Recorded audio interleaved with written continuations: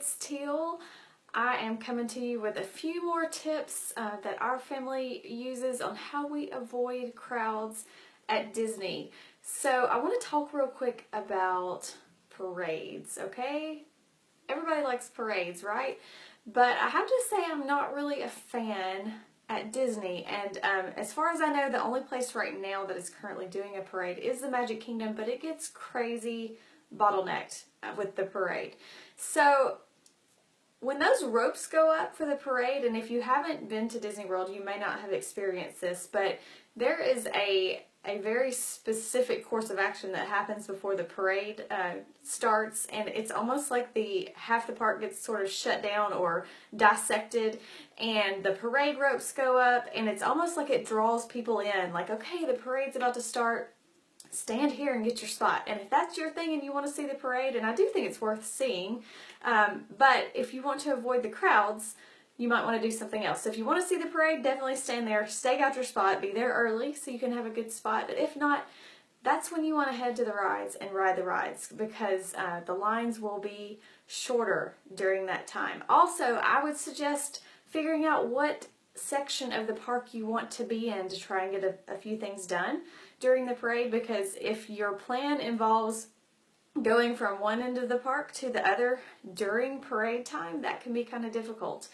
There are some places you just can't get through, or you can't get through because of the crowds, and that is a headache. So plan where you're going to be and get a lot done in that one little area during the parade. Another tip I want to share is how we avoid waiting for characters. You see it a lot at Disney, the long line of people waiting to meet Mickey or Minnie or a princess or something, and a lot of times it's out in the hot sun and the parents tend to look a little miserable. Well, we avoid this because we like to schedule character meals, or at least one. If your kids are small, that would be something that they would probably really enjoy. You do have to make reservations for that, but our kids know that when we see a character in the park, if we're not going to wait for them, it's because we get to have dinner with them or lunch with them, and they look forward to that. And in my experience, when you do the character meals and you see that particular character, the interaction is a little bit better too. Less rushed, more personal, and you get better pictures, and it's just a calm, nice experience. So we tend to not wait for characters. Now, there are some characters, I would say Anna and Elsa, who are at Epcot right now, they have that attraction where you meet Anna and Elsa. They have it down to a science. So I will not give away all the secrets unless there's little kiddos watching, but let me just say that they have the line worked out to where everyone gets to see an Anna and Elsa. Okay, that's all I'm going to say. They get more people through there in a certain amount of time, if you know what I'm saying. They've figured out the tricks, okay? So I definitely recommend considering a character meal if it'll help you skip the lines in the park, or use a fast pass, and I'll kind of go into that a little bit more later. But there are some characters that you might not consider a meal, but you can use a fast pass for them and skip that line, because nobody wants to wait in a line. We certainly don't when we go to Disney. We want to maximize the fun and not spend our time waiting in line.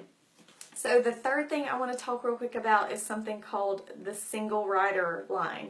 Now, in a lot of cases, this does not work very well for our family because our girls are still kind of young, and they wouldn't really be into this. But if your family is set up to where your kids are maybe a little bit older, there are some rides that have a single rider line. So basically you get paired up with a family with an odd, or with a party with an odd number of people, and you take the extra seat on the ride. Now, the disadvantage to that obviously is that you do not get to ride with your party.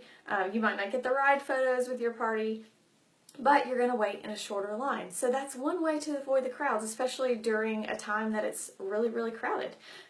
One way that the single rider line has helped us is that if there was kind of a big ride, like a roller coaster or something that we knew our kids would not ride, but my husband and I did want to ride, we would just take turns going through the single rider line. That we'd take the girls to a little play area or something nearby, and we would ride ourselves in the single rider line, and boom, check that off the list. It's not ideal in that you know, we would, of course, would love to all be together doing it, but if we want to get something accomplished and we want to avoid the crowd and make the most of our time, sometimes we do use a single rider line. So I hope you enjoyed those tips, just a few more things that have helped our family, and I'm happy to share it with you guys in hopes that it would help you in planning your Disney World trips.